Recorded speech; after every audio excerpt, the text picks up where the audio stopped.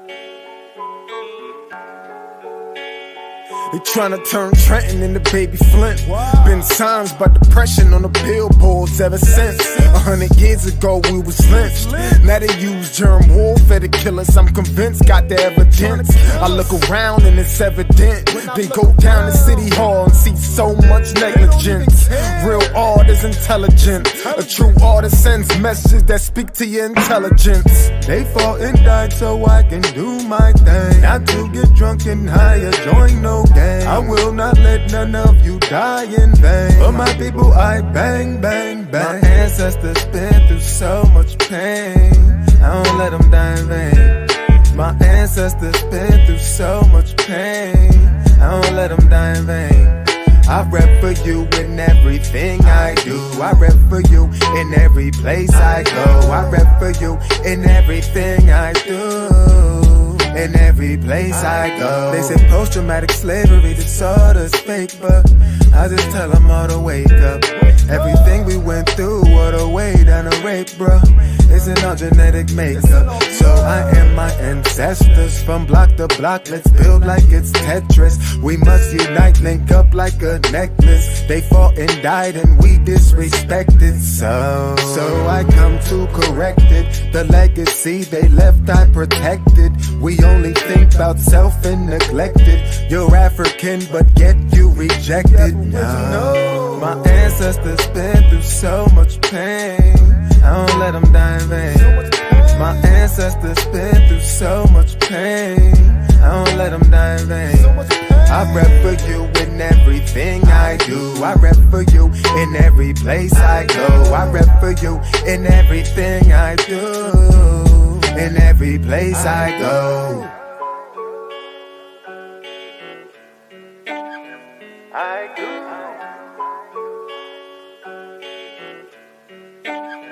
I go.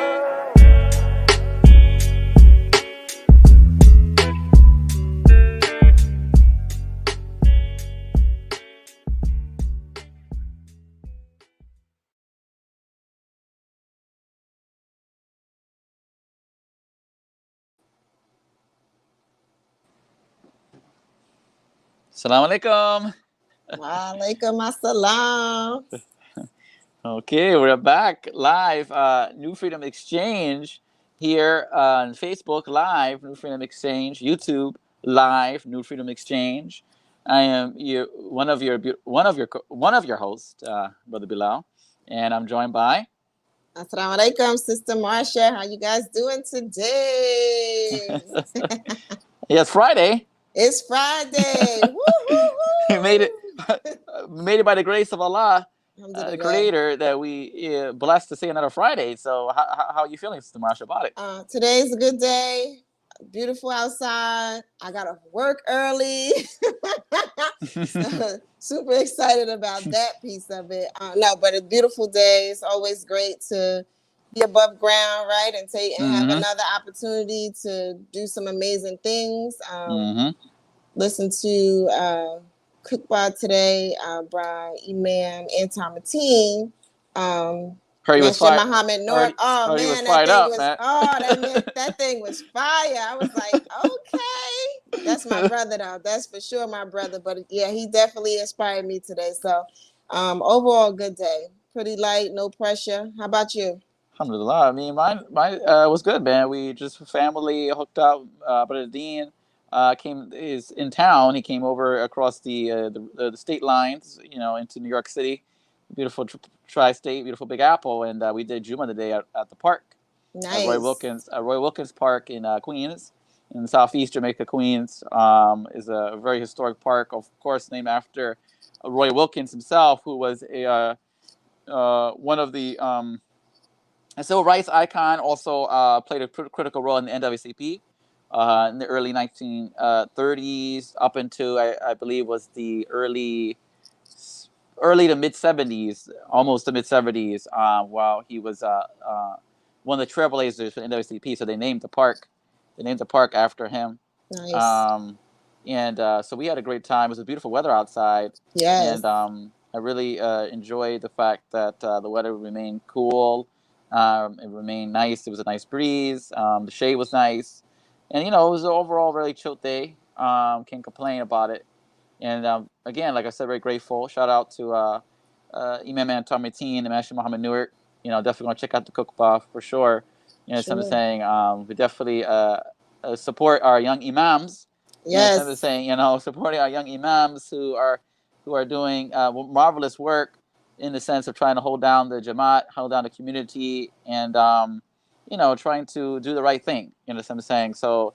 I think accepting leadership and responsibility is what I said on my Facebook post Nice. yesterday. As you grow older, you have to accept. We come into acceptance of our leadership responsibility to your to the Jamaat, to the greater community. So I just think that as time goes by, we see a lot of our pioneers and trailblazers return to a lot, and young too, by the way, and young people returning. So it's Yes. just it's just a reminder that we have very limited time on this earth, in retrospect, and we need to take advantage of every ounce that we can get out of it. So I'm very grateful for it. Very grateful to be here with you, Sister Marsha. Grateful to Yes. be with the audience again on New Freedom Exchange. We have Brother Rasheed Hafeez, who's about to come in, our beloved brother, who is an author. That's So I'm my saying, brother too. yeah, So so I'm saying, this gonna be a fun one. yeah, this is gonna be a good one. As he gets ready to come into the digital studio into the background here of our beautiful host background studio. I'm going to go ahead and start reading his bio, and he's in the queue. Good, so perfect timing. As he's in the queue in the behind the scenes, we're going to go ahead and read our beloved brother, Rasheed Hafeez's bio. Rasheed Hafeez is an African American male who started a small company in 2007 called Righteous Minds Entertainment. He says, I ventured off on my own. I wanted to develop a program that promoted and stood for morality in television programming while capturing memorable personal and family events. I came across independent artists and small business owners. All of these people were talented and hoped to generate more business because it was tougher to get business because of the lack of advertising and promotion. So I created the showcase show for live events and talk show to help with these concerns. Righteous Mind Entertainment is the parent company that can record events, convert audio and VHS tapes to DVD or CDs. Everybody remembers the VHS tapes. I do. I'm sure you do, Sister Marsha. Definitely, We definitely. sit. I ain't seen one in a while, but I do remember them. Right. So we record live events and have a studio for you to perform in as well. We started a TV show in 2014 to assist entrepreneurs promote themselves and go viral via our talk show and cable TV show. The Showcase is a show I put together to help musicians, independent artists, and small businesses. The show was aired Thursday at 6:30 p.m. on Time Warner Cable, which is now Spectrum, channel 39, Cablevision channel 67, Ren channel 82. I don't know what Ren is. Never heard of that company. But anyway, Ren is 82, and Verizon Fios is 42, and also some media such as Facebook and YouTube. I had the opportunity of interviewing very interesting people and learning about their lives and skills. I started my love for media at Al Islam in America radio show, New York City. Shout out to Al Islam in America radio show. That's where I met Brother Rasheed Hafeez Okay. through Brother William Kareem. I know the show was transitioned over to Imam Yusuf Ramadan and Brother William Kareem. Originally was held down for a numerous amount of years by Imam Abdul Baqi Hamid, may Allah forgive his sins, Grand High Station of Paradise. He was a pioneer in this community, a pillar in this community. He was very active in the media landscape, very active with the folklore movement as well. So and numerous things, and he did a lot of things while in prison, to advocate for Muslims while incarcerated. So in the New York State prison system. So shout out to a New Day for Al Sound America Radio Show. WPAT is WPAT 9:30 a.m. on the AM dial for those who are interested in checking it out on Saturday mornings at 5 a.m. He says, as I learned how to host, direct, and work the boards, I also learned the importance of Islamic media. I then transitioned to run a DVD magazine called but but Barakats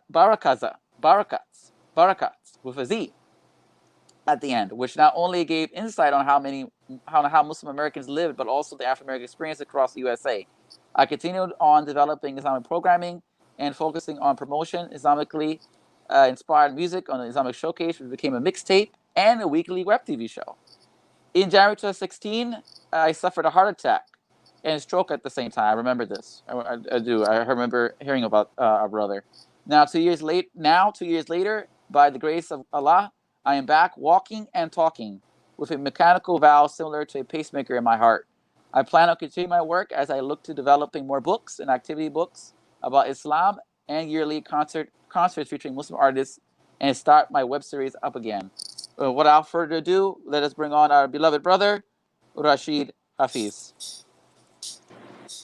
Assalamualaikum. Walaikum Wa alaikum assalam. assalam. How are you today? I'm all right. I just came back from the hospital a few hours ago. Had a little chest pain, but I'm doing good. Okay. Good. It's good to see you. I ain't seen you in a while. Since COVID. Yeah. Yes, this is my brother for sure. As a matter of fact, my youngest daughter is out with his wife and children right now at the beach. So that is for sure my extended family. It's so good to see you today. Alhamdulillah for you. Alhamdulillah for the work that you've been doing. We are excited to delve into everything that you have going on and really highlight your latest work, your latest book, as well as all of what you're into, and sort of give our audience, a sneak peek into who Rasheed Hafeez is and what he brings to the community. So I guess we'll just start off with just saying, tell us a little bit. I know we read your bio, but sort of tell us a little bit more about you that you would want us to know and about the work that you've been doing. Basically, it's I'm just a creative person. My mind is always going. It's always productive. Trying to produce things, and I think I fell in line with Emir Barkey. May Bilal please and bless with him. I was maybe 16, 17 years old when he brought me out to Al Islam in America. We used to drag us out 1, 2 o'clock in the morning and go down to Manhattan to go to the radio program. And as most of the people know, that my father's a singer, and so I just always was around music. I was always around entertainment. So just being at the radio station kind of kicked off for me. That was where I really found out that I had a love for media in some kind of way, but I just didn't know how to find my niche. But I know I love to be in the studio. I love to work the boards. But music really wasn't my forte, so to speak. I love it. I can create or have ideas for music, but I'm not a musician. I'm not a radio person. I'm more of a visual person. I had to realize over the years I'm more of a visual person. So that's why I really dove into media, television, editing, things like that. And then fast forward, we went to I got a a television station in Brooklyn, where I'm originally from, and we did that. Where I did the showcase and the Islamic showcase, and we produced a DVD series called Barakats. We did, I believe, 5 seasons of that. Where Nice.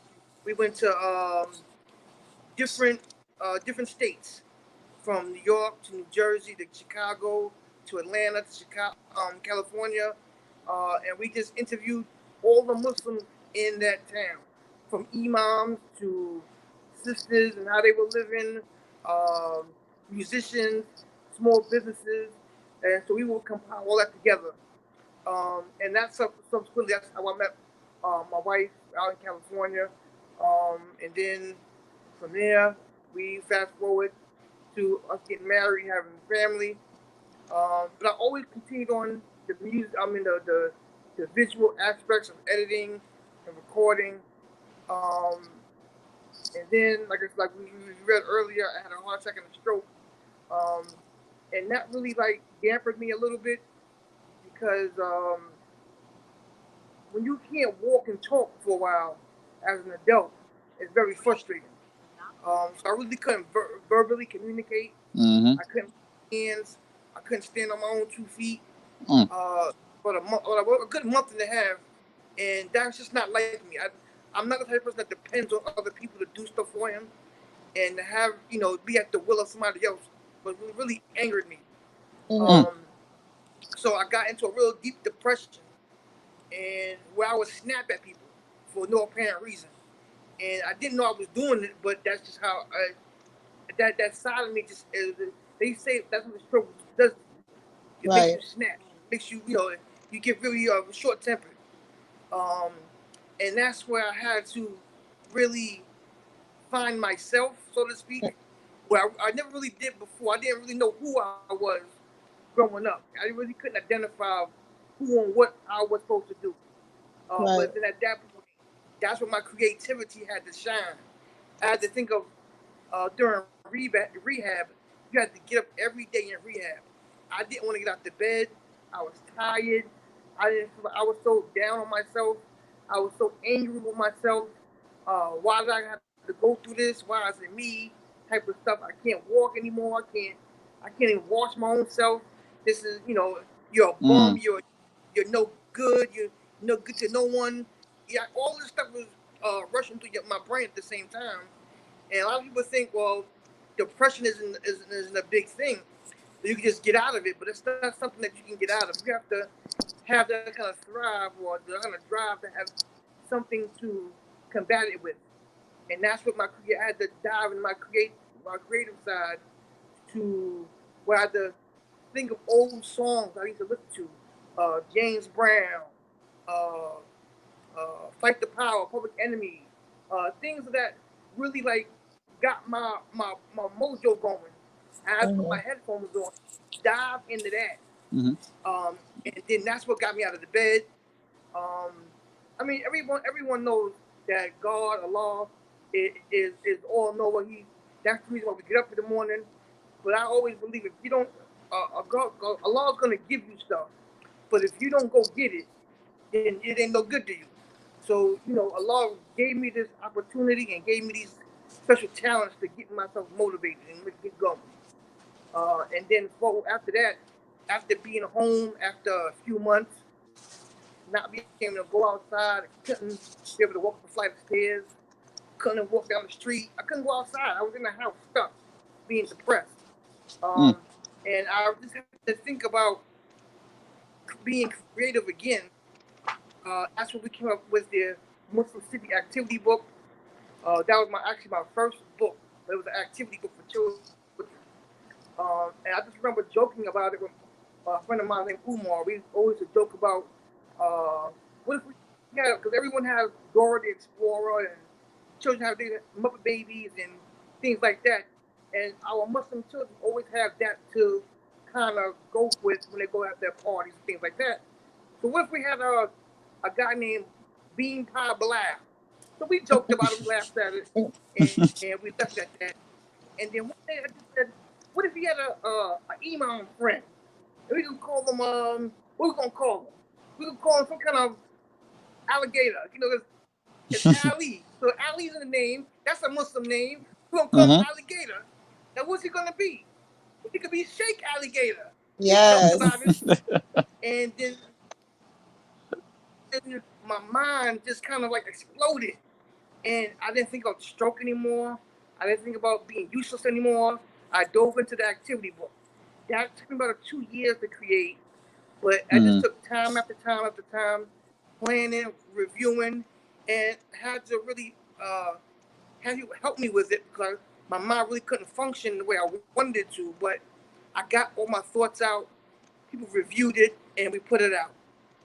So now I'm on volume 2, which will be coming out soon with Chef Bilal. He's also known as Bean Pie Bilal. We call him Chef Bilal, the bear. His book is coming out soon, and Nice. my creativity won't stop. And then come the novel I have out called Red Tulip.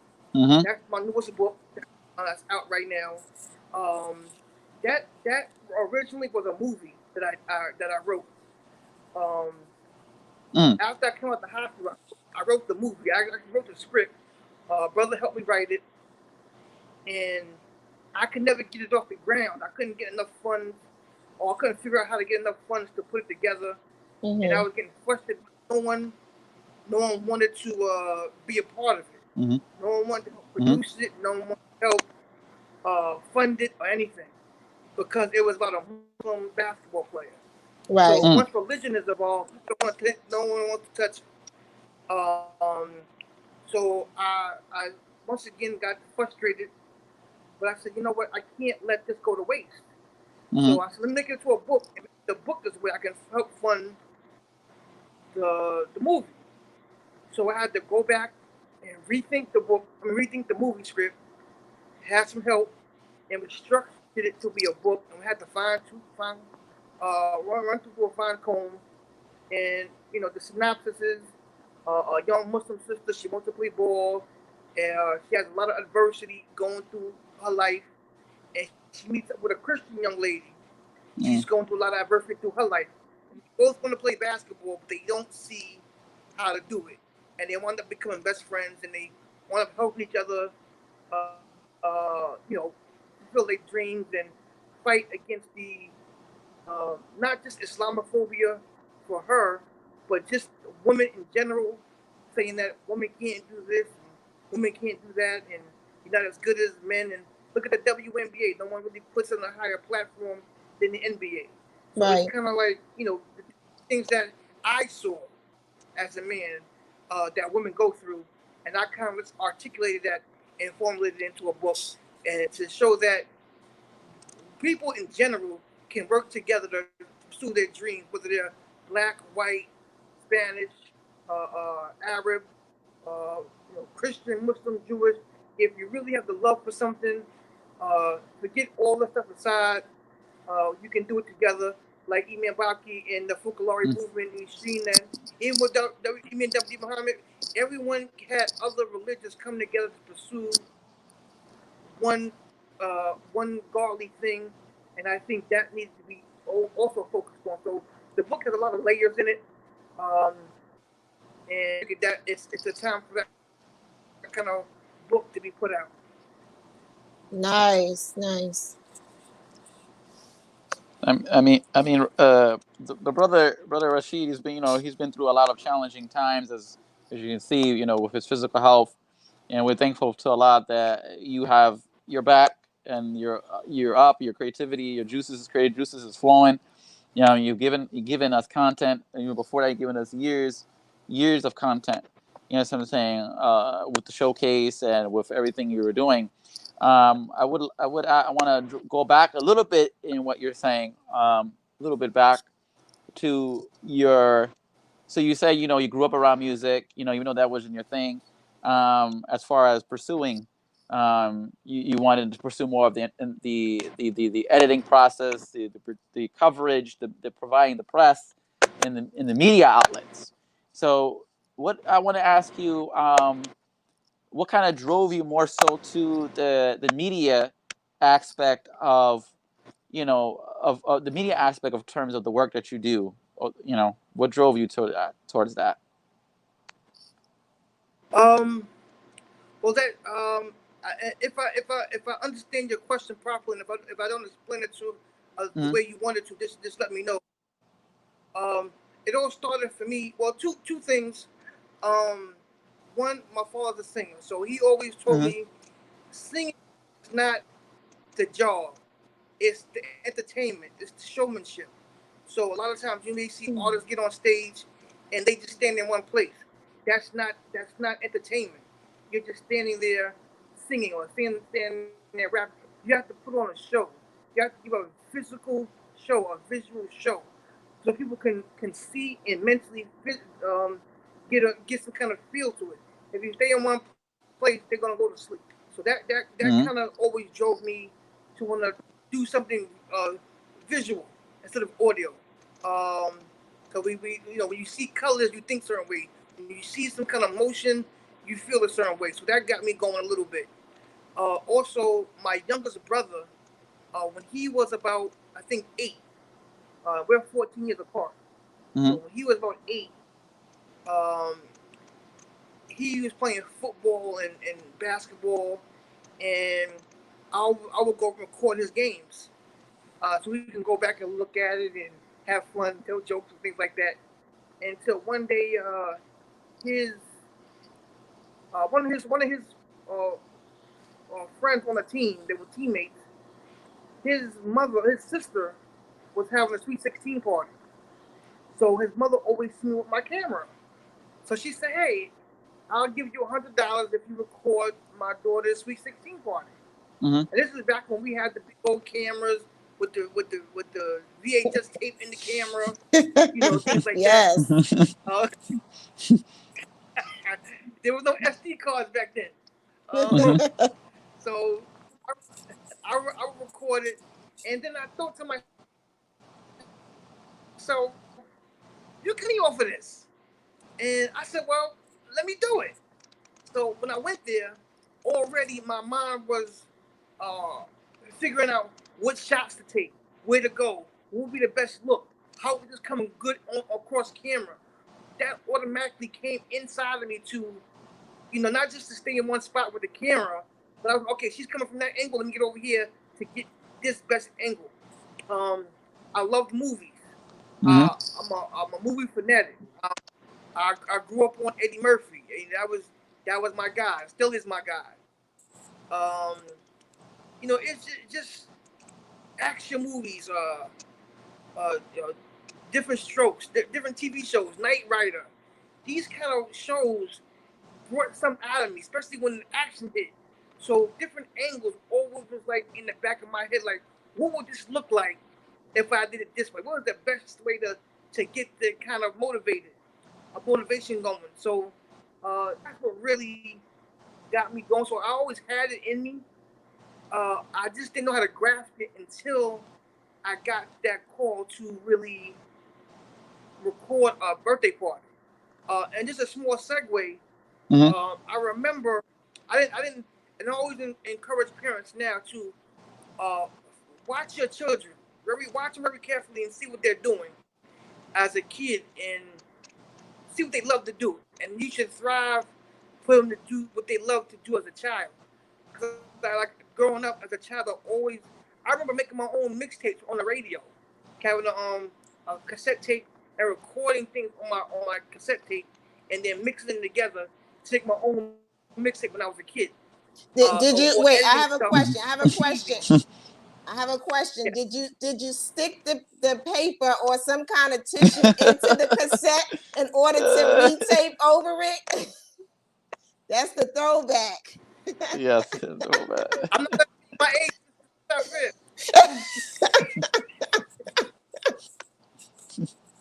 Yeah, but we did that. We did that. Before there were CDs out, we was doing the mixtape thing. We was, oh man, I would take because I would take a song from one mixtape and put it on another tape, and then record off the radio, and then mix all 3 tapes together. I had fun. But I remember going into my last year of junior high school, 8th grade. I had to choose high schools, and one was Van Arsdale, which was a building trades department, mostly building trades. But I always liked to build. Also, I like building things. So I thought that was what I wanted to do. But my mind was always with video and media. My second option was Westinghouse High School, which actually had a studio. What do they call those things? Like a radio program and a TV program inside the school. Nice. That was their like their version of the building trades department. They dealt more in media, and I told myself, you should do that, you should do that, but I didn't listen to myself. I said, nah, that's just something you do for fun. That's not you. That's not something you do for a business. So I Mm-hmm. went up going to Van Arsdale, and I got into the building trades department program, and I wound up getting into the carpentry studio when I graduated. So then I kind of thought about what if you did go to Westinghouse? You could have been in media when you were 17 years old after E-Man Bob. You could have had a degree in that, Mm-hmm. or got into the more of the stations afterwards. So, that kind of always stuck in my head that what if process if I would have went to Westinghouse and took up media back in the ninth grade, like I did with building trades when I went to the other school. So that really drove me to really go into media, that recording, find out this is something that I love to do. That when I wake up in the morning, I love it. When I go to bed at night, I love it. I can't stop thinking about it. And I gotta. As a matter of fact, I'm getting ready to continue my education now to Mm. finish my degree in media. I just gotta. I think I got one more step to do, but they told me I got accepted, and I got to do one more step, and I'm gonna go. I'm gonna try to. I'll Congratulations. try to. Nice. Alhamdulillah. That's what's up. Great. I'm old, but I can still go. You ain't That's that about old, all brother. that. You ain't that old, because then that put me in a certain category, and I ain't trying to be in that category right now. but in terms of your love for media, tell us more about like why not media in general? Why Islamic media, and why is Islamic media so important? Um, so many reasons. Mm-hmm. But it's Islamic media for me, and I hate to categorize it this way, but it's more Black Islamic media. It's more Mm-hmm. Okay. because every time for me, every time I turn on television and they speak about Muslims, it's always an Arab. It's always from Hmm. Pakistan. Now, I have nothing against my brother from Pakistan. I have nothing against the Bangladesh. Nothing at all. But where are the African American Muslims? Where are the Hispanic Muslims? Right. And I'm tired of the community coming about with the jailhouse Muslim. Only way you was black and became Muslim if you went to the penitentiary. No, I never been to the penitentiary. That's not how I rock and roll. Mm-hmm. And there's other Muslims who are just, they wanted to accept Islam. They wanted to, just like people chose to follow Christianity. A lot of people who chose to follow Islam, and they're righteous people. They live everyday lives. They get their culture, and they want to follow Allah, or they want to follow Islam the best way they can. So that's where I really want to dive into that outsource. But the only difficulty that I have so far is no matter what I go through, there's always somebody who they don't want to be in front of the screen. I don't know if they got warrants on them or not. I don't know. Every time I get the camera out, they always back it up. I don't want to. No, we don't. I come up with a TV show. Let's be this show. Brother, I know, brother. So I try to find ways to get my point of view or my worldly view across to show that we're all under the same umbrella, the same family. Shouldn't judge each other from where we come from. We should just try to judge what's in our hearts, whether we're once again Muslim, Christian, or Jewish, black, white, Hispanic, or Arab. We should try to judge what's in our hearts and love you for that, for your actions. Now, Brother Rashid, have you in your journey in the media, in the multimedia industry, have you come across, or when you have come across, you probably have, but have you come across the pushback in reference to Muslims, you being an African American and being on top of that Muslim male, African American Muslim male in the doing the show that you're doing, producing the content you're doing, have you come across any pushback in that regard? And if so, can you please share how you went around those pushbacks? The first biggest pushback is always I don't allow any type of real nudity or Mm-hmm. foul language on my. That's always that first always started being the biggest pushback. Mm-hmm. Explain to people that the language kind of like faded away because people realize you're on television, and no matter what, there's when you have music, there's always the radio edit Mm-hmm. version. So we have to understand that at the time my show was airing at 6 o'clock in the evening, so everyone's watching, so we can't say certain words on Mm-hmm. television. So that's how I kind of got around that. But with society the way it is now, um, people just come how they want to come. They dress the way they want to dress, and I can't really stop that.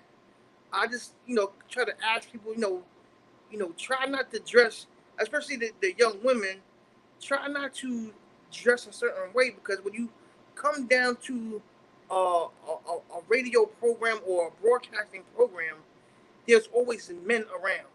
Regardless, there's always other men around, and not all men are like me, or all men aren't as um, humble in their opinions or their mouth, so to speak, when women come across, and then women come across who are not fully, they dress the way they want to dress. So, Right. when they come across and certain guys, they look and they stare or they hoot and holler or, whatever they do, a lot of young women, oh, why are they staring? Or why are they, well, because you chose to dress in that manner, but I can't stop you. And I really can't control another person. I could ask them politely not to do that, you know. But at the end of the day, am I really gonna? If I have a production team, I can try to replace that person, but then that also damages my production. If I have a cameraman and I tell the cameraman you can't come back here no more because you decided to talk like that to the young women. Now you continue to come here with stuff showing, and now it's every man that come in here, I gotta tell her leave because you want to come dressed a certain way. So I just continue to ask, remember your surrounding, remember your area, and when you walk into a place that has predominantly men, just be prepared for the reactions. So I got a lot of pushback from that. Um, but once again, I can't control certain things, and I wound up doing things on my own. So I wound up producing, editing, recording myself because of that. Where I had to really replace people because people couldn't keep their mouth shut, or people would just go steal my ideas, and Wow. they thought they could do it better than me, so they were trying to take over. And my my view for certain shows, I wanted to be a certain way, and then other people just came along and just they wanted to take over the show, and was like, no, do it this way, no, do it that way, and by the time we figure everything out, we'll only get one show in. We should only be doing 3 or 4 shows because Right. you wouldn't do the job that you were assigned. So I had to really push back and refocus, and now I'm just trying to rebrand everything, and this way I can produce on my own, get my own cameras, and I use my creativity again to set up the camera and really record the shows on my own, edit them, and build the team after when it comes to editing, because that's the only way that you can really uh, pursue what you want. Is you get it done yourself and then build your team over that way. Nice. So we talked about your book. If that answers the question. Oh, I'm sorry. Oh, I'm sorry. Yes, it does. Yes. Yeah. Yeah, it So does. we talked about your book. We talked about the activity book because you also have things for children. As a matter of fact, I have that activity book somewhere in here. I might come off a camera and grab it so I could just highlight it across the screen. But we talked about that. We talked about the different parts of media that you're involved in, and with all of that, how has the community been instrumental, and particularly the African American Muslim community, how have they been instrumental in having what you do be successful or not? I mean, generally we ask that question to our artists, but I feel like that question is appropriate for you as well, because what you are putting out is Islamic media in all sorts of formats. And so I just want to know, has the community been supportive? And if so, great. If you expect a little bit more support, just kind of let us know what that looks like for you, because this show is a platform to be able to sort of encourage our community to do better amongst ourselves. It's a double-sided answer because when it comes to supporting actual video content, for some, and when you say community to me, I can take it as the African American community. Right. Um, they don't come across supportive when building the show. Even when we did the barricads, we had to go to like-minded people and get them who are very active in the community to get them in front of the camera to get a push. But if you go to the general Muslim store or the general Muslim off the street, they don't want to do it. They don't want to be stop for law, video. But stop for law means the death. Well, that's not Islam. You can't put that on tape. You can't Right. record this. You can't do that. And once we finally did record it, when it came into the barricads, we had people who they bought it because they naturally wanted to. Well, two reasons they bought it, wanted to support, and in general, in the production wise, for a person who just buys it because they want to support, is not good. That's like your daughter selling cookies, and I just bought yo, how much is it? $10 right here. Give me a box of cookies. But I don't eat the cookies. I give them away to somebody. I don't even like cookies. I just bought it because she was selling it. That's not good support, because I'm really not trying to support you or trying to what you're doing. I'm just trying to, all right, well, let's give us something. Yeah, take it. But I'm not really doing it because I'm interested in the cookies. I'm not, I'm just trying to do it for her. So what happens when, that's what I should have said. I'm really doing it so I can show that I'm supporting her as an individual. But I'm not trying to support the cause. I'm not trying to really support the product. So the when the media and the DVDs kept going on, that's why we only did 5 seasons, because they weren't selling. No one would buy them, or they maybe bought 1 or 2 volumes, and then only the people in that particular state would buy that particular DVD. So if we did Atlanta, only people in Atlanta would buy that DVD. If we went to Chicago, only people in Chicago would buy that DVD, because they wanted to see themselves or they wanted to see their community in that light. But no one from New York would buy the Atlanta DVD. No one in New York would buy a California DVD. Um, That's and then when we weird. put them online That's weird, man. to sell, yeah, we put them online to sell. No one would buy. We had to go to conventions, and we had to go to vending places to sell them, and that's when they sold. But no one ever will buy them individually online. Um, so with that, the actual video is hard. It's like pulling teeth, trying to get our people in front of the camera to speak openly and freely about their practices in Islam. Now, when it comes to children's book, um, it's a little bit different because I see the activity book for all ages. Because honestly, I've had a lot of adults flip through the book. Yes, I've had a lot of adults flip through that book, and it has the alphabet, the Arabic alphabet inside, and Mm. a lot of adults say, "I forgot what that was. I forgot what that meant." So for you to call it a children's book, it's not really true because an adult can learn from it. A new shahada can learn from it. It's Nice. a learning utensil. Um, so then I would get a lot of people, they would buy it. Like I said, when I go vendor or people go to the website, they buy a copy, but they buy it only for maybe a 3-year-old or a 5-year-old, maybe an 8-year-old. But when people see me, they go, "Man, my daughter's 10 years old. She ain't gonna want that. It's a children's book." And I'm just like, "Brother or sister, open the book up. Does your child know this? No. So why not get it? Because they won't do it because it's a child's book. You got coloring pages in it. It's not for children. It's not for older children. So it's the misconception of what a child's book is instead of a learning utensil. Right. So I get kind of pushback from that.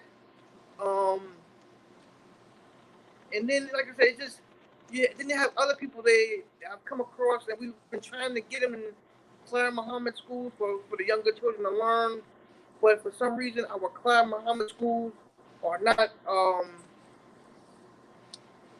Thriving. Say it, They're brother. not Say it, thriving. say it. Yeah, I must say united. That's what I want to say, but I can't. Oh, united. It doesn't Yes. seem like. That too.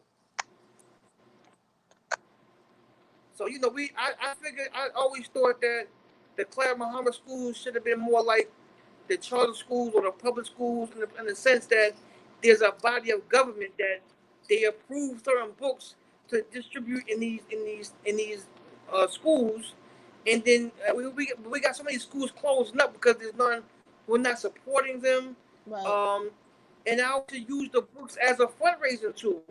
Here's I won't charge for the book out front. Pick a few books, use it as a fundraiser to help with your Clyde Muhammad School fundraising, and then whatever you sell, then we'll figure out how to split after that. And I've gotten no support, no calls. Only 1 or 2 schools have done it. Everyone else just looks at me crazy, and I don't know. Well, I mean, but Rashid, you bring up a lot of issues and a lot of community concerns, and that's one of the reasons why we having this platform here. You know, what I'm saying, for this exchange, which is to generate that type of conversation, but also generate the solutions to that type of conversation, because of the points that you're bringing up. And some of these points are not new. Not new. You're not the only one that has said these things about the support being flim flam, in terms of what we call really weak type of support coming from our own community, specifically people saying this about the art, saying that, well, it's not for adults, it's for kids, really, but really it's for everybody. So we've been there, you know what I'm saying, and we understand that. You know what I'm saying. So my next question would be: you said there's a lot of people that you haven't been able to get interviews with, or they refuse, they just don't understand, or they refuse to go in front of the camera, man. Do you think that is because maybe people don't understand the importance of what you're doing as far as in media, or do you think it's something else that maybe something personal, or what do you think? Why would somebody not want to take advantage of the opportunity to be in front of a camera, in front of a camera that's being held by a fellow Muslim brother, someone who's trustworthy, someone who's honest, someone who's sincere, someone's going to tell your story right, someone who's going to direct your story right? Why would not somebody want to take advantage of that?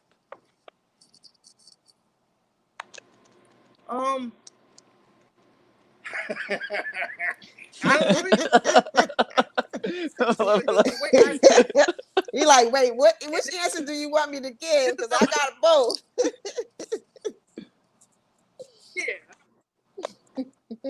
One is I think the overall umbrella, and once again, this is not facts as people would think of facts. This is just only my observation. This is just what I see. Okay. Come on. Two things go from the mind this here. There's so many of us who want to live up to, and once again, I have the utmost respect for the Arab culture, but there's a lot of us who want to live an Arab culture. So when we get in front of the camera, if we're not thoved out, if we don't have the orange beard, if we're not shake somebody, we feel ashamed. We don't feel like we have the level of knowledge that we should have, and so to get in front of a camera and give lessons, because that's what originally Muslim City was supposed to be. Muslim City was supposed to be an actual step up from Adam's world.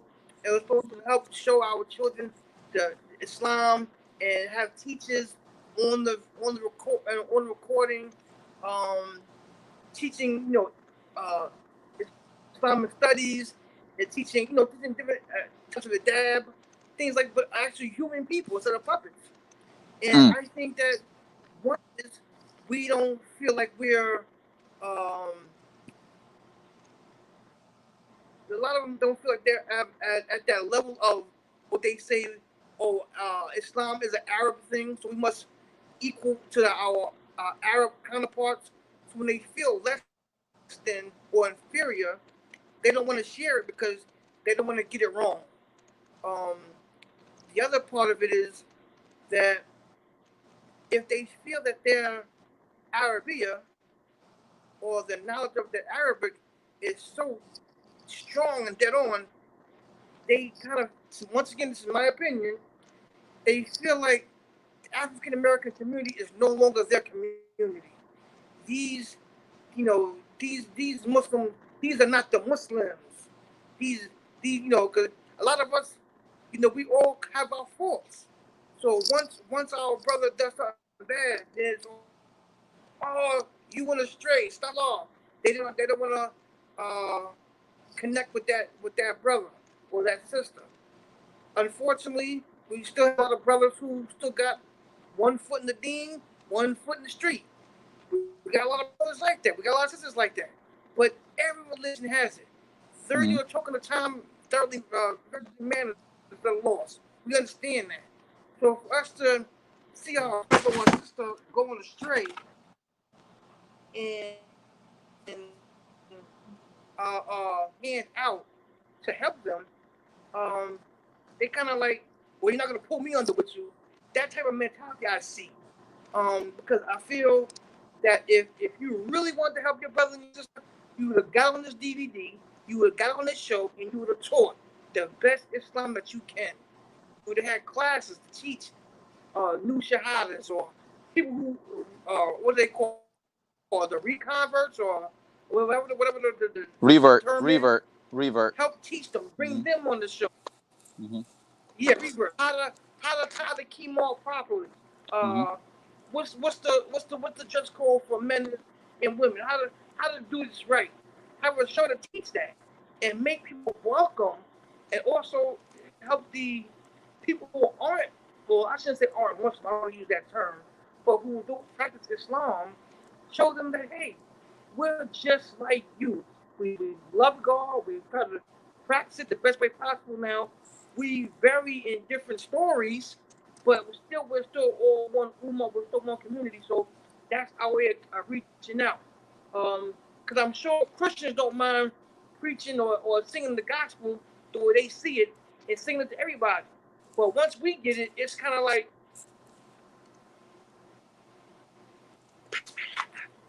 come on. Oh, we that, people be joyous. I'm like, oh, what's going on? But you go around. I got plenty of Christians in my family. I got plenty of Christian friends. Ain't nobody got problem with saying Jesus I love you. Jesus, no one got a problem with saying it.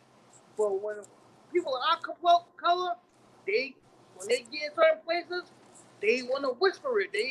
I don't want to know. I don't eat pork. I don't know. Come on, man. Everybody falls short, and we gotta fix it. So. You're right. So just in time, we're gonna do some quick shout outs of some people in the comments who are tuned in. So we have brother Jihad Ahmed out of Philly, WURD out of Philly, Islam Today radio show tuning in with us. He gives sends the greetings of Assalamu alaikum. We send him back wa alaikum assalam, brother Jihad Ahmed. Our beloved Imam Antar Medin, was tuned in, so we send him the greetings of Assalamu alaikum from Masjid Muhammad in Newark. Thank you for tuning in with us, our beloved. I think we just lost Rasheed Hafeez, so I think his connection kind of fell out, but that's cool. He'll be back momentarily, which will allow us to do the quick station identification. You're now tuned in to New Freedom Exchange, live here on Facebook. If you like the content that you're seeing, please like the page, share the videos that we have up, share this live stream. Also, if you're on YouTube and you utilize YouTube, subscribe to us on our YouTube channel, New Freedom Exchange. That's with an X, not with an E. As with an X. So you're now tuned in to the show. We have our beloved brother Rasheed Hafeez talking about his journey in the multimedia landscape as a Muslim, as an African-American Muslim man. He is a published author, as you have heard, and I have some of his we have some surprises that I found that I found quickly. I'm gonna pull them up for everyone to see. I like this logo that he has. Boom. Yes. The brand that represents you, Righteous Minds Entertainment. I like that logo. So shout out. So this brother's talented, man. The brother's talented, man. Absolutely. And this is the book that Sister Marsha was holding up. I actually have it, Sister Marsha. So. Oh, you do? Okay. Yeah, I actually have it. Boom. Nice. Welcome to Muslim City Activity Book with Sheikh Alligator. That's by our beloved Rasheed Hafeez. And all of the books can be purchased at the link that's scrolling below, which is www.therighteousminds.com. Again, it's www.therighteousminds.com. And this is the book that we're going to get into for the latter portion. We get Rasheed to come back on. This is the Red Tulip book, his latest book about the sister who's playing basketball. Yes. And going through some obstacles with that and having her fellow players who are Muslim and Christian come to her support her. You know what I'm saying? So we definitely going to do that. Let me see where Rasheed is at, see if he's behind in the studio. But go ahead, Marsha, you have something to say. Yeah, so while we're waiting to get him back, I just wanted to say that this is an important conversation that we're having with the brother, because I think that sometimes as a community, we're not conscious of how much of what we think we're looking for is already out here. So as the brother already explained, like, he's involved in different media platforms. He has the book, the Red Tulip, but then he also has the activity book, and then he has the showcase. And, he's doing all of these different things. And I a lot of times we hear that, oh, there's not much out here in our community. But there really is. It's more about us knowing what's out here and us supporting what's out here. And I just think that having these kinds of conversations allows us to see where we may not be doing our best to support some things, but also to see like what amazing things are happening out here in spite of that support not being present. But I know even as he was talking, even for me, I'm just like, what can I do more? And anytime that we bring on a guest and, we talk, we have the conversation about what's missing, what can be done better. I always have that personal reflection of, what can I do?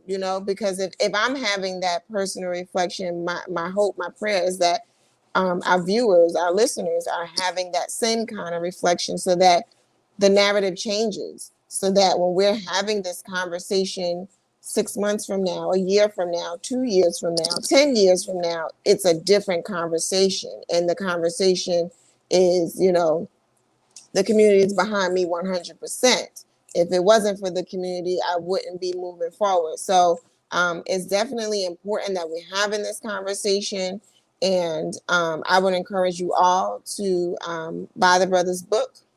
the Red Tulip, the activity book as well, and tune in to the showcase. I mean, we have it scrolling across the bottom of the screen where to be able to purchase his materials, as well as where to watch the shows. And so to all our listeners and to all our viewers, I'm just saying support, because that's how this grows. That's how we are represented. And if we're not supporting it, then, you know, we can't then sit back and say that we're not represented. Excellent, excellent. So we have Brother Rasheed Hafeez back. Brother Rasheed, are you with us? Yes, sir. Oh, there you Okay, go. cool. So I think let's go into a little bit more about your latest book, The Red Tulip, and what that is. What is that about? Can you tell the audience a little bit more about the Red Tulip and what's the story behind it?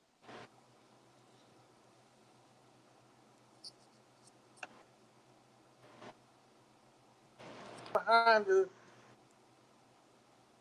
story of interactions with sisters and seeing how certain sisters are viewed in the world or in Islam,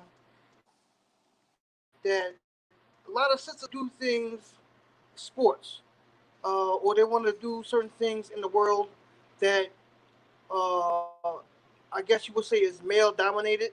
So when a sister wants to do these things, we kind of like either tell them that's not your place, or you shouldn't do that, or you should focus on um, uh, these particular things. I don't want to use specific language because I don't want Sister Marsha to be knocking me upside my head. Because I know where you live at, brother. Be careful, brother. Be careful.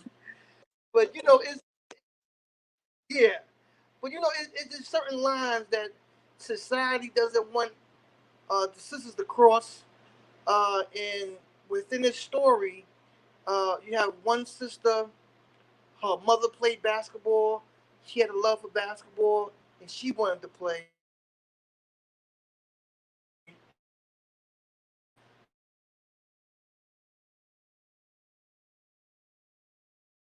Oh man, we having technical difficulties with our brother. We just lost him again. That's okay. We'll get him back in here. But even to what he said so far, it's a lot of that is true, right? So I can obviously speak from the sister's perspective. Now I didn't grow up in Al-Islam, but even coming into Al-Islam, there's always that hesitation of what I can and cannot do anymore, right? Because I'm Muslim, because now wear my khimar, and there's just so many misconceptions and misinformation out there about what you can and cannot do and what you should and should not do. And there's all these limitations that feel like there's sort of like this cloud over the women. And so I'm interested to hear a little bit more about what he has to share with us in relation to the book, because like I said, even with what he said so far, like I can relate to those things.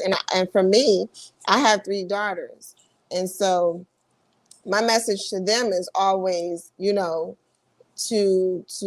live their lives to the fullest, but to know that whatever it is that you choose to do or be a part of, that Al-Islam, sort of is the umbrella, and that, everything else that you participate in should come up under that umbrella in terms of not sort of going against the principles of what we believe in. But beyond that, my teaching to my daughters is pretty much the sky is the limit.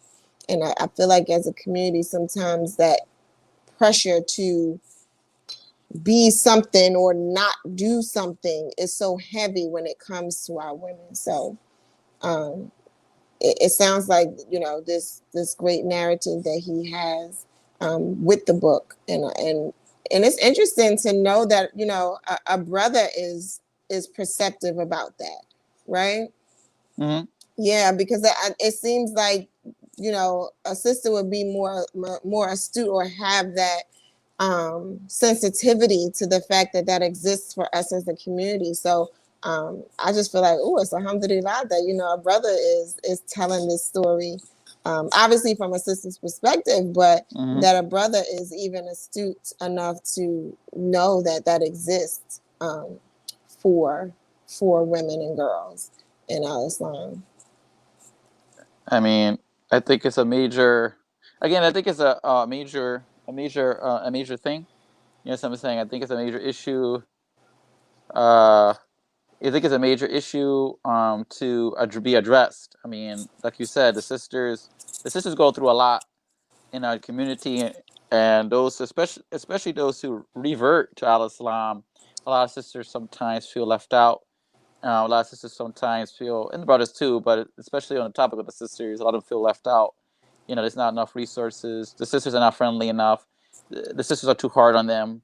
You know what I'm saying? Maybe telling them to, you gotta wear your kimono this way, you gotta tie it up this way, and Right, do this, do that. And like the sister just came in, calm down, man, relax. right, Sister just came in, man. Like you gotta give her some time to grow into this, man. right, It's a steady process, and I think we need to start respecting that a little bit more as a group, as a community. Particularly, my focus is particularly in the Afro American Muslim community. We need to do better in how we talk to each other, how we communicate with each other. How we communicate this way of life to people who are maybe interested. We don't want to scare them away, because to be honest, they're already scared. Some people may be already scared or already have preconceived notions about what Al Islam is through right. the mass media. There's still even some stigmas within the black church about black Muslims, believe Mm-hmm. it or not. You understand what I'm saying? And that whole and just Islam perceived in the black church. Right, You understand what I'm saying? So we have to be careful on how we um how we roll. You know what I'm saying? You know what I'm saying? How we roll. So between time, brother Rasheed Hafeez has rejoined us, or is in the process of rejoining us, and I think we have him. Let's see, bring him back in, man. Well, Rasheed, man, assalamu alaikum, you're back. Yes. okay. Great. So we was trying to hold it down for you. We was holding it down for you in reference to the discussion of your book, Red Tulip, and the topic that you brought up about the sisters. You know, somebody saying, can you finish up and elaborate a little bit more about the plot or the story a little bit to give people a sense of what to look for in the book? Well, okay. Well, the really it boils down to Mm-hmm. um, a young sister. She got a lot of love to play a sport. She has a skill. She has a talent. Mm-hmm. But her father really, at this point, uh, because of certain circumstances that has happened in the book, doesn't want her to play anymore. I wouldn't give the whole story, but Yeah, yeah. there's a little piece there that happens in the story within the history, and he's kind of like torn between letting her play and really wanting her to be a Muslima the way he sees that he thinks she should be living her life in a certain manner. Mm-hmm. And it's not really nothing against her personally. It's just what he feels as a father, as she's been a young woman in high school, going to college, um, and where he wants her future to go. But that's where her heart is. Um, and if you ever seen the movie Sister Act, Mm-hmm. I think Oh, part I two. love that movie. I think it's Sister Act Part Two, where at the end, not at the end, but the whole plot was that what was Lauren Hill's part? Her Yeah. mother had a conflict because she wanted to sing and she didn't. The mother didn't want her to sing because Yes. there was a reason behind that. And the same thing here. There's a reason behind that, but Nadira, which is the main character, she has the support of her brother, and her brother's going out his way to get her a push. And no matter what her late father says, he's gonna make sure his sister lives her dream the way she wants to see fit, and help her along the way. And like I said, once again, they wind up crossing paths with a Christian group, and they have their own little issues. They need members to play in part of this tournament, and they're short some people. And the sister and her friends, they only have two or three sisters to play, but that's all they need to form the team. So they have a little struggle because obviously one's Muslim, one is Christian, so they have a little little turmoil, but they realize that they can set that aside through the a member of the congregation kind of like pushes them to say, hey, look, y'all going about this the wrong way. Y'all should get on the court and help each other out. You can help the Muslim sister out because they're blocking her because she wears the hijab. She blocking her because X, Y, and Z. And the main part that I love that was part of the book and also as part of the movie is one of the Christian congregations. Um, they go to the team, and there's a lot of back and forth goes back and forth about whether they should play or what should they do this or not, and the one of the congregation members turns to the team and says, "What would Jesus do? Will he just turn his back on them, or will you help him out?" And that's where the turning point goes, and they come together, not as a Christian team, not as a Muslim team, but as family, as sisters, woman power, girl power. Let's do this. You need help doing this, and we need help doing this. But it's all the time. It's all the same struggle. It's just your father wants you to live this way. My father wants me to live that way. But if we just think outside of the box, it's not a Christian thing. It's just the way a father wants his daughter to do, or that's a way a mother would want her daughter to do. And that's not what you want to do. You want to pave your own way. So once they figure that out, they kind of become best friends. They become family, and they pave the way for them and their friends to live righteous lives, or practice the way they want to practice, but still be able to do what's in their heart. Uh, that's the main concept, and there's a lot of underlying. And a lot of people ask me, what's the reason for the name Red Tulip? There's a reasoning behind that, and it falls with the young lady's mother. It's a point of reference. So once you read it, you kind of get the under layers of a lot of things that I hope people could take away from the book. It's not just one thing; it's multiple angles to look at it, and I hope that everyone can relate. It should be something that everyone can relate to because it's not just about blacks, whites, Hispanics. It's not about Christian or Muslim. It's about being united in the forefront to do a common goal and to get where you want to go. Nice. And you know what? And so I think that storyline is like beautiful. So I'm excited to read the entire book. And it speaks to what we're working on with New Freedom Exchange. I mean, our last series was the creating the common bonds. Are we still in creating the common bonds? I can't hear you, Bilal. I don't hear what he's saying, but with the creating the common bonds, we've been talking about sort of finding the place where we come together instead of always looking for that place that makes us so different. Because the truth of the matter is the place where we come together is what propels us forward to make the difference in this world.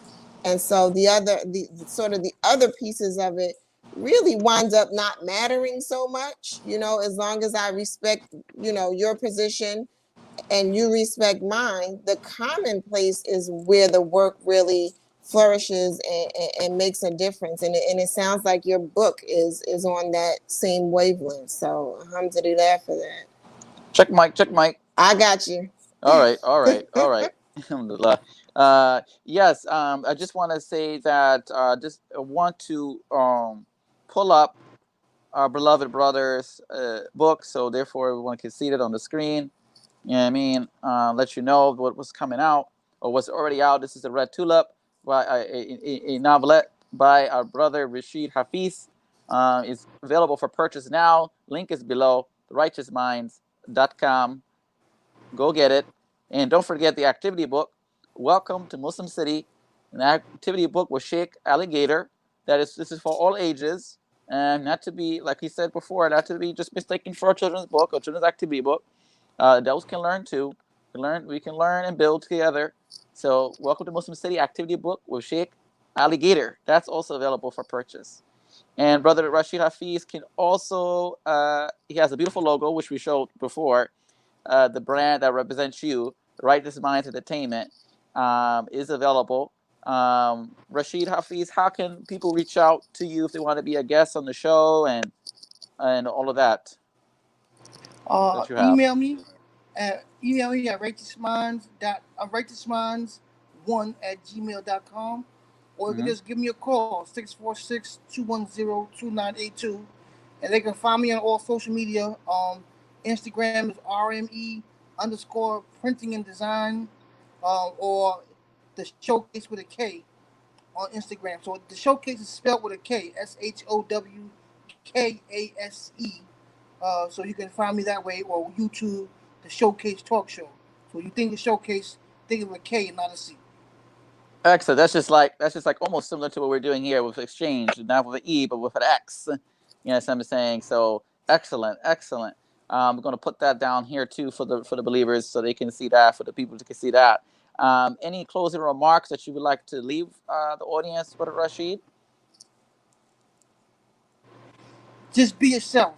Don't think anyone holds any power over you or holds the mold. You know, God made us all different types, different shades. They made us only one you. That's why always my motto was always I'm Rasheed with two E's because ain't no I in team. Everyone always put my name with an I growing up, and I didn't like it. I was the only Rasheed with two E's growing up, so that was always like it's only one you. Right. So be the best that you can, the best you that you can be, because no one else can be you, and you can't be nobody else. Everyone else is taken. You can't be nobody else. So be the best you that you can be, um, and always strive to. There's always something that you can do that you don't realize yet. So always try to build upon what you have, and what you don't, you don't. Don't worry about it. Just build what you have, and thank God for it. Because you could Would lose you? at any time. Excellent. Yes, I agree. Like I said, I couldn't walk or talk. I was already 30 something years old. That was very humbling for me. mm, Could you what advice? I mean, for part of the closing statement, what advice would you give somebody, brother or sister, who wants to go into the mass media, multimedia field, which you're in and having success in? What would be some advice or one tip if you had to narrow down to one key point of advice? What would that point of advice be? Um, be your own narrator. Figure out what you want to Mm. talk about. Um, there's a lot of things to talk about, but think what's in your heart. What's something that you want? If you love cooking, sister, go cook. Brother, go cook. Don't try to be a fashionista. Go cook. If you a person that love fashion, don't try to be no baseball player. Go into fashion. If you're a model, then model. Don't be a fashion designer. Do what you love to do, and you'll connect with people. Don't never close the door. Just know who you are first. First thing is know who you are and what you love, and do it. Everyone else will follow. Right. Excellent, Sister Awesome. Marsha. Yeah, so I just wanted to thank Brother Rasheed Hafeez for being with us this evening. For our viewers and our listeners, go out and support buy the book, Red Tulip, the activity book, Welcome to Muslim City, support the showcase. Just make sure you show the brother some love. And then, in addition, I just wanted to say to Brother Rasheed, thank you for being an example of overcoming and persevering and pushing through. If you were listening to the beginning of our show and all throughout, the brother faced some medical challenges, and he didn't let that stop him. And even in his closing remarks, he was very adamant about, do what it is that you love, and do that and live it out loud and be authentic about it, and the rest will follow. And I think that he is a human example of that, happening in real life, in real time. And so for those of us who make the excuses, you know, he's a story out here in front of us saying, push past that stuff. You know, he mentioned he couldn't walk, he couldn't talk for a period of time, but it didn't stop him. So thank you, Brother Rasheed, for being that example for us to persevere and push back and to become our best selves. Excellent. Shout out to Miss Misunderstood, aka Sister Tavasha. She says, "I love Brother Rasheed." You know, and I mean, you got some fans, so aka supporters out there of you, Brother Rasheed. You've been in the movement for such a long time, and we definitely appreciate all of your sacrifice and all your commitment to establishing our narrative in the multimedia space, especially for African Americans and also especially for African American Muslims. You are definitely one of the few or one of the many who exist who are trying to do the right thing and push the narrative forward. You know what I'm saying, in reference to getting out the message. And I definitely appreciate you, and you're definitely, like, I agree with Sister Marsha, you know, a testimony to resiliency, which would kind of segue into almost of our announcements as we depart. But I just want to finish. You know, you kind of you are the testimony for resilience, and for anyone listening out there, you want inspiration, you want some motivation. There's people in our community, there's people in our Jamaat that we all know, and then sometimes we may not know their full story. So why don't you ask them? Say salams. Say, how are you doing? You know what I'm saying? Say, if you have some time, let's talk. You know what I'm saying? Let's build. You know what I'm saying? And these brothers and sisters don't mind, like Rasheed Hafeez, don't mind giving up that knowledge. They don't mind sharing resources. They don't mind sharing their story with you. You know what I'm saying? They don't mind that. As we just spent time with our beloved brother this evening, we want to acknowledge him for what he's been able to accomplish, and he has more. He has more that he will be able to accomplish with Allah's help. You know what I'm saying, and with our prayers and with our support. Most importantly, our support. So we're gonna drum him up. We're gonna drum him up. You know what I'm saying? We're gonna drum him up. Just tune into the showcase show every Thursday night, 6:30 p.m. Spectrum 39, Cablevision 67, REN 82, and Verizon Fios channel 42. All right. Purchase the books. Can RighteousMinds.com. I just say one more thing? Yes, brother. Now was earlier was that brother Ahmed Hannah from Philly? No, brother Jihad. Brother Jihad Ahmed. Brother Jihad. Oh, okay. Jihad. Brother Jihad Okay. Ahmed from I think mm-hmm. if that was the same brother, it was two brothers from Philadelphia that we interviewed in our Philadelphia segment. It was Brother Hannah and another imam from Philly, and I think that may have been him. And if that's the same brother, I wanted to give him the salam because he was on our Volume 3 edition of Barakats that we did in Philadelphia. Okay. So, alhamdulillah, you know what I'm saying? Again, we appreciate the books. Purchase the books. RighteousMinds.com. TheRighteousMinds.com. And then also, if you want to be a guest on the showcase, there's the number for that. The contact information is shown across the screen. The showcase. Yes, but first, Rashid, you wanted to add something?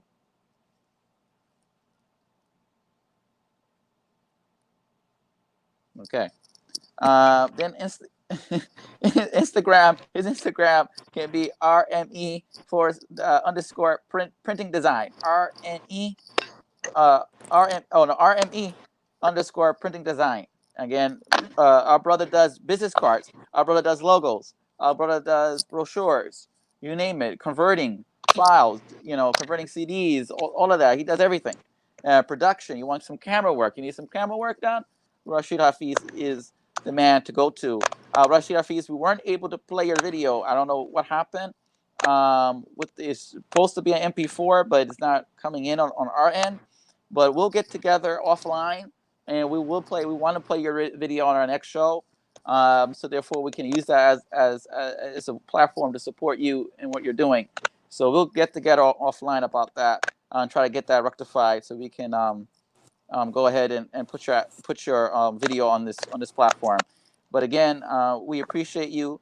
We appreciate you coming on. We appreciate our listeners for tuning in. If you like this conversation, like New Freedom Exchange on Facebook, like us, subscribe to us on YouTube, New Freedom Exchange. Follow us on Instagram, also New Freedom Exchange Show.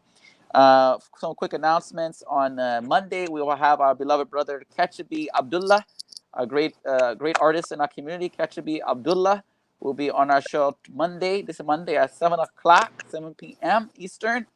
But Kachabi Abdullah is a jazz artist. Along with, he does a lot of other music. He's a full musical talent.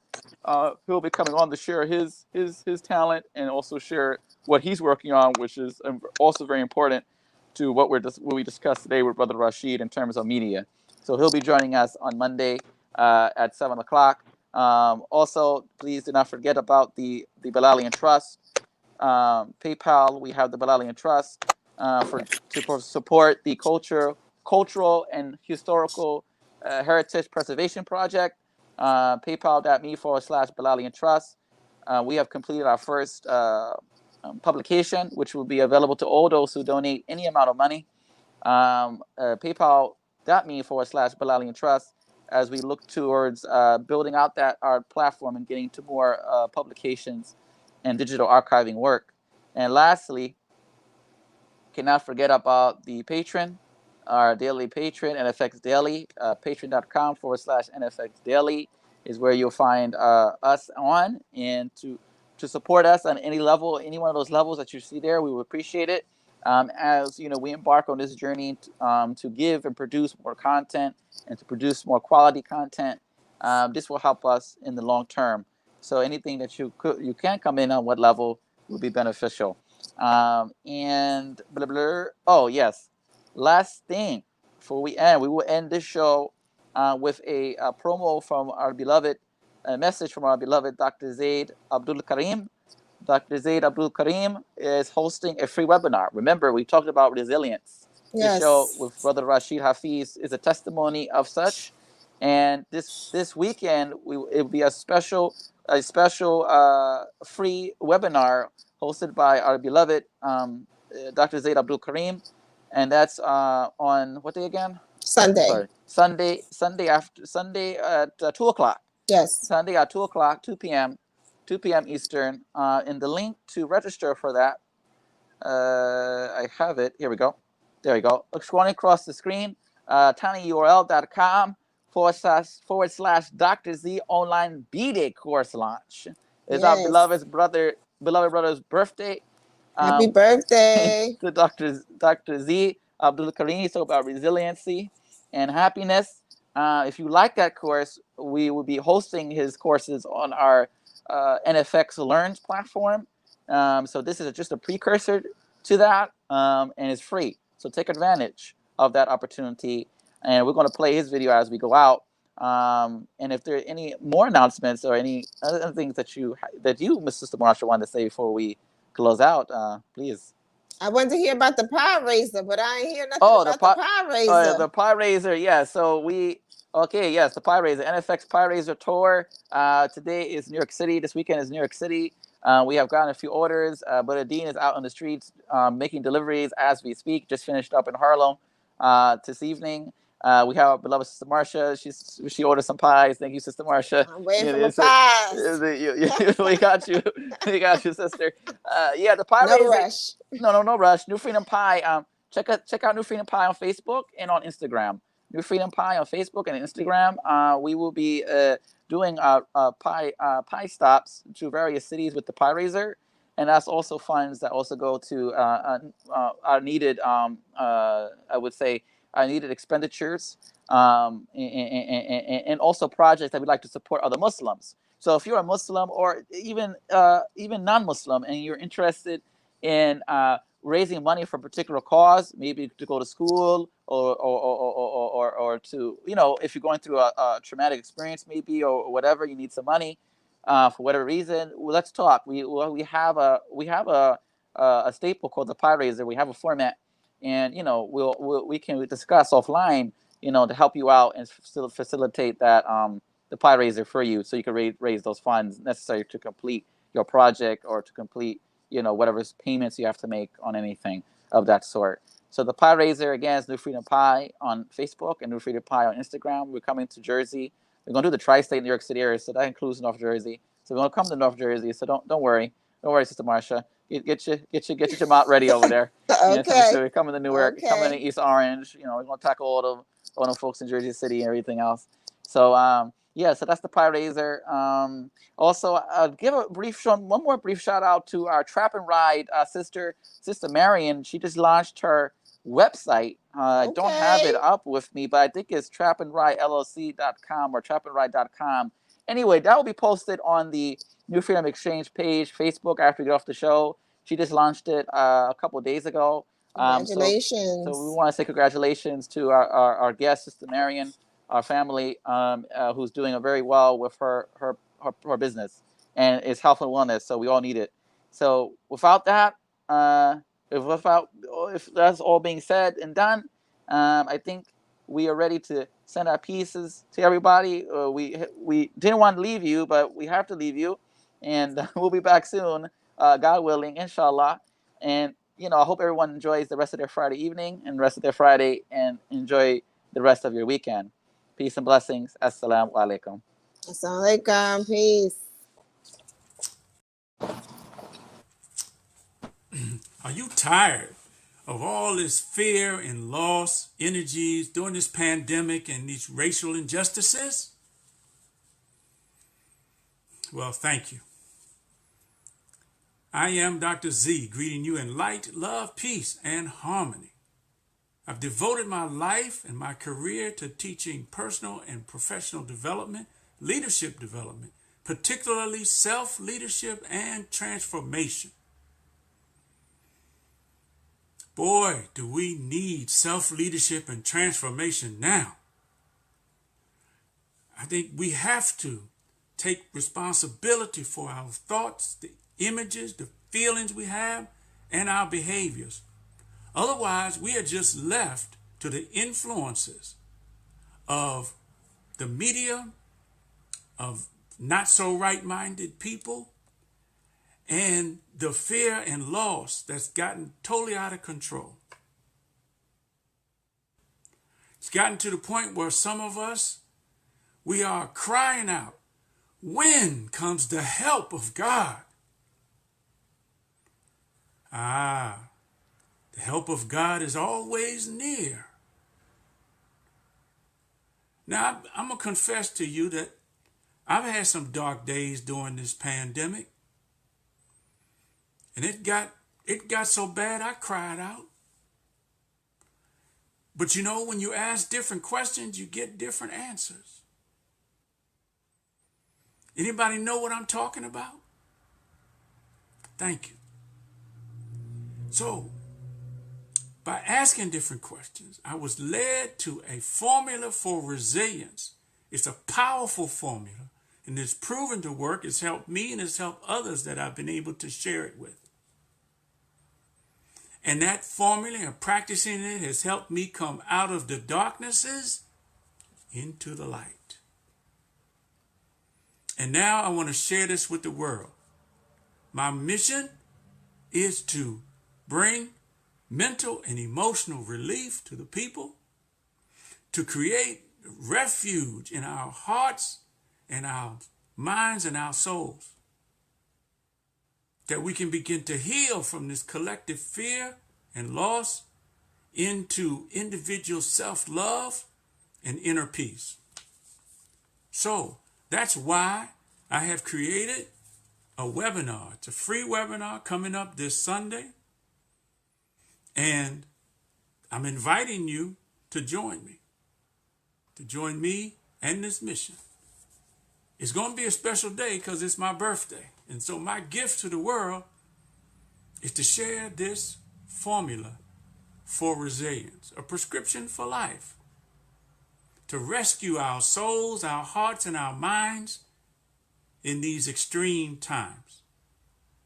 So click the link above to register for the webinar, and I look forward to seeing you there. Peace and unconditional love. Dr. Z, signing out.